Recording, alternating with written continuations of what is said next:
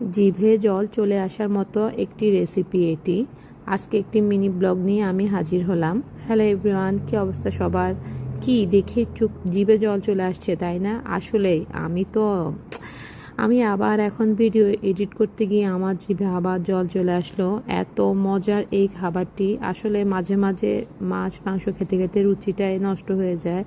সেই জন্য ইচ্ছে করে একটু ঝাল ঝাল করে এভাবে একটু পাতুড়া টাইপের করি। আমি এখানে বেশি করে টমেটো, কাঁচামরিচ দেওয়া হয়নি, কাঁচামরিচ আমি পরে অ্যাড করেছি। এখানে একদম গুঁড়ো মরিচ দিয়ে লাল লাল করে তারপর একটু ডিম ভেঙে দিয়েছি। মাঝে মাঝে এটা খেতে ইচ্ছে করে।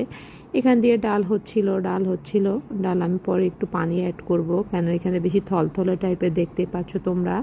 এরপরে আমি নাড়ছি এটি এখন হয়ে যাবে সুন্দর করে, একদম ভাজা ভাজা টাইপের করে ফেলবো। কেন এটি মাঝে মাঝে কিন্তু খেতে ইচ্ছে করে আমার অনেক বেশি। এদিকে আমি কলিজাটা ভুনা করছি, এই যে দেখতে পাচ্ছ কলিজা ভুনা হচ্ছে এদিক দিয়ে। ফ্রিজে ছিল, এই জন্য একটু গরম করে নিচ্ছিলাম। এটি আগেরই রান্না ছিল।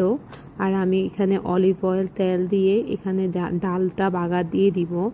অলিভ অয়েল তেল কিন্তু আমাদের শরীরের জন্য অনেক অনেক স্বাস্থ্যকর। এখানে রসুন কুচি, পেঁয়াজ কুচি অ্যাড করে লাল লাল করে আমি এখন ডালে ঢেলে দিব। দেখতে পাচ্ছ তোমরা, অনেক কিন্তু ইয়ামি হয়েছে। আর একটু রসুন ছিল পাতিলে, সেটি আমি একটু ডাল দিয়ে একটু নেড়ে চেড়ে আবার ডালের ভিতরে দিয়ে দিই। এই তো আমার ডালের ফাইনাল লুক। আসলে খেতে কিন্তু অসম্ভব মজা।